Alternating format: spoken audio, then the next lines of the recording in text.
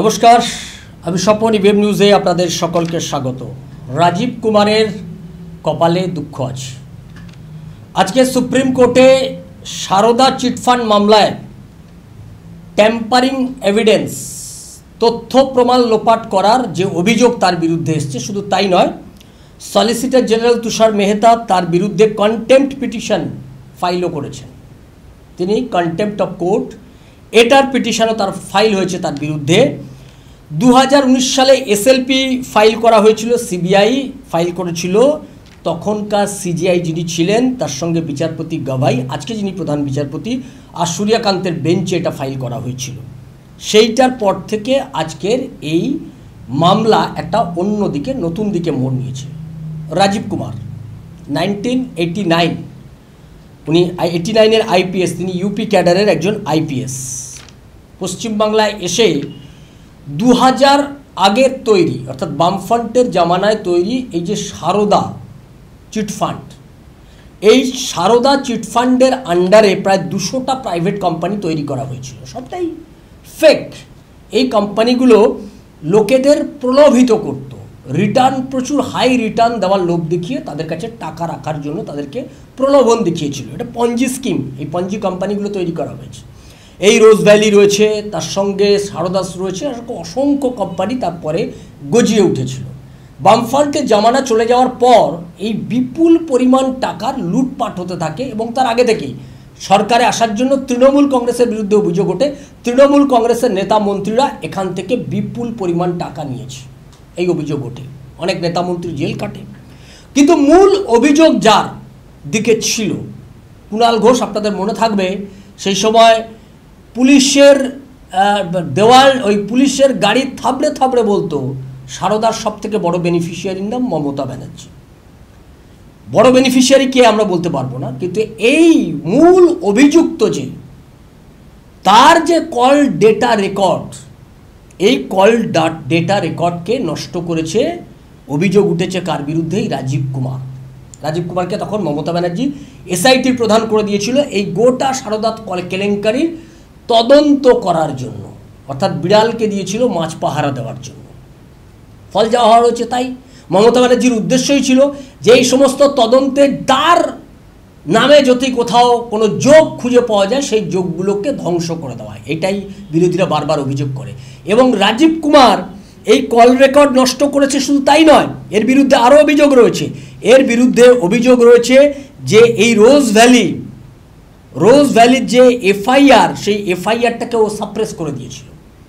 এখানে ইডির যে সিডিআর দিয়েছে, সেখানে তাদের যে ইডির যে স্টেটমেন্ট লিপিবদ্ধ করা হয়েছে, সেখানে একদম পরিষ্কার বলা আছে সারদা চিটফান্ডের সঙ্গে রাজীব কুমারের যোগ আছে। এবং মনে করা হয় যে রাজীব কুমার এই সমস্ত দুর্নীতির সঙ্গে তার কোথাও একটা যোগ ছিল।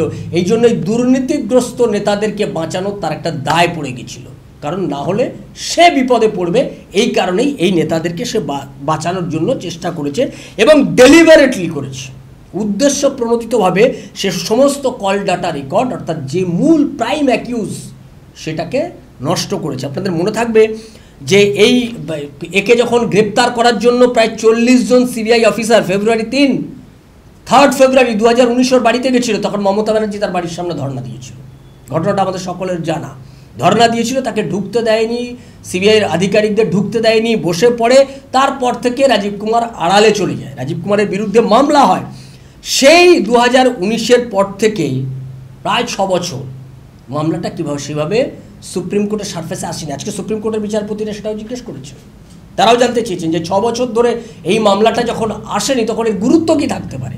এটা স্বাভাবিক, সিবিআইকে সঠিকভাবে এই প্রশ্ন করা উচিত যে 6 বছর ধরে সিবিআই কেন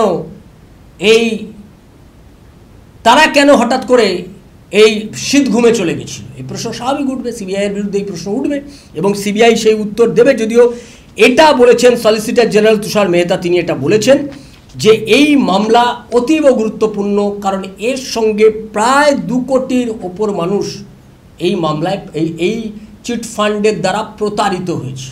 এই সমস্ত চিটফান্ডের দ্বারা শুধু পশ্চিমবাংলা নয়, আসাম আছে, তার সঙ্গে ঝাড়খণ্ড আছে, তার সঙ্গে উড়িষ্যা আছে, সমস্ত রাজ্যগুলো, এই রাজ্যগুলোর মানুষজনও এই চিটফান্ডের দ্বারা প্রতারিত হয়েছে। ফলে একটা বিরাট অংশের মানুষ কে প্রতারণা করেছে, প্রতারণার শিকার হয়েছে তারা এই কোম্পানিদের দ্বারা, এবং যারা মূল অ্যাকিউজ তাদেরকে আড়াল করা হয়েছে।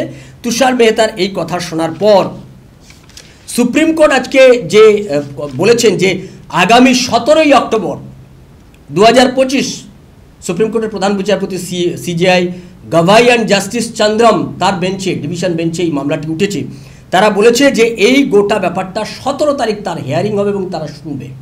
মামলার গতি প্রকৃতি যেদিকে যাচ্ছে, আমরা প্রাক্তন বিচারপতিদের সঙ্গে এই নিয়ে কিছুক্ষণ আগে কথা বলেছি। তারা বলছেন যদি বিষয়টা সিবিআই ইডির হাতে যে প্রমাণ রয়েছে সেই তথ্য প্রমাণ নিয়ে তারা যেভাবে নামছে, এবং এটার সময় একটা ফ্যাক্টর, সুপ্রিম কোর্ট সঠিক জায়গায় পয়েন্ট আউট করেছেন যে 6 বছর ধরে আপনারা কেন নিশ্চুপ ছিলেন, এই মামলা কেন 6 বছর ধরে সাবটেন্স আসেনি। যদিও এই মামলায় বহু ডেট পড়েছে, এই রাজীব কুমার ডেটগুলো এড়িয়ে গেছেন বলে তার বিরুদ্ধে অভিযোগ উঠেছে, কন্টেম্পট অফ কোর্ট এই অভিযোগও তার বিরুদ্ধে এসছে।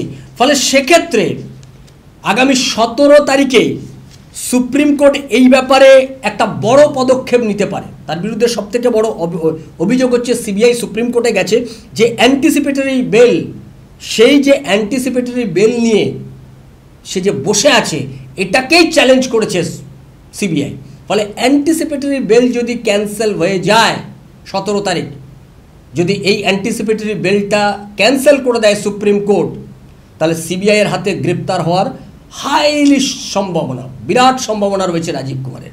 ফলে রাজীব কুমার আগামী দিনে যদি সিবিআইয়ের হাতে গ্রেপ্তার হয় সেক্ষেত্রে অবাক হওয়ার কিছু থাকবে না। তাহলে আগামী বিধানসভা নির্বাচনের আগে মমতা ব্যানার্জির প্রাণভোমরা চলে যেতে পারে, এরকম একটা সম্ভাবনাও কিন্তু তৈরি হয়ে গেছে। ফলে রাজীব কুমার তার অ্যান্টিসিপেটরি বেল যদি সুপ্রিম কোর্ট খারিজ করে দেয়, যার বিরুদ্ধে যেটাকে চ্যালেঞ্জ করে সিবিআই গেছে, তাহলে কিন্তু রাজীব কুমার গ্রেপ্তার হতে পারে সিবিআইয়ের হাতে। আমাদের নজর থাকবে 17ই অক্টোবর সুপ্রিম কোর্টে কি ঘটে, আর অ্যান্টিসিপেটরি বেলের ব্যাপারে সুপ্রিম কোর্টই বা কী রায় দেয়, অ্যান্টিসিপেটরি বেল ক্যান্সেল হলে সিবিআই তাকে গ্রেপ্তার করে কিনা, এই সমস্ত বিষয়ের দিকে নজর থাকবে। রাজীব কুমার গ্রেপ্তার হলে মমতা ব্যানার্জির অবস্থা কী হয় সেদিকেও নজর থাকবে। আপনাদের নজর থাকুক ইভিএম নিউজের পর্দায়। ইভিএম নিউজ আপনার কথা বলে। নমস্কার। সারা রাজ্যের সমস্ত সনাতনীদেরকে ঐক্যবদ্ধ করার জন্য আমাদের একটা প্রয়াস, সেই প্রয়াস হচ্ছে পিভিসি কার্ডে গীতা। আপনারা দেখতে পাচ্ছেন ভারতবর্ষে প্রথম আমরা নিয়ে এসেছি। এখানে একটি স্ক্যানার আছে, স্ক্যান করলেই আপনি গীতা শুনতে পাবেন, দেখতে পাবেন। পিভিসি কার্ডে উপনিষদ, আপনারা এখানে স্ক্যানার আছে, স্ক্যান করলে উপনিষদ শুনতে পাবেন, দেখতে পাবেন। আপনারা সকলে নিজেদের কাছে এটা রাখুন, অন্যদেরকে উপহার দিন। এর মূল্য 120 টাকা করে, এক একটি গীতা, এক একটি উপনিষদ 120 টাকা করে। যারা এটা সংগ্রহ করতে চান, এই হোয়াটসঅ্যাপ নাম্বারে আপনার নাম, ঠিকানা, পিনকোড, ফোন নাম্বার এগুলো দিয়ে দিন। দিলে আপনি এই 120 টাকা দিয়ে আপনি এটা বুকিং করতে পারেন।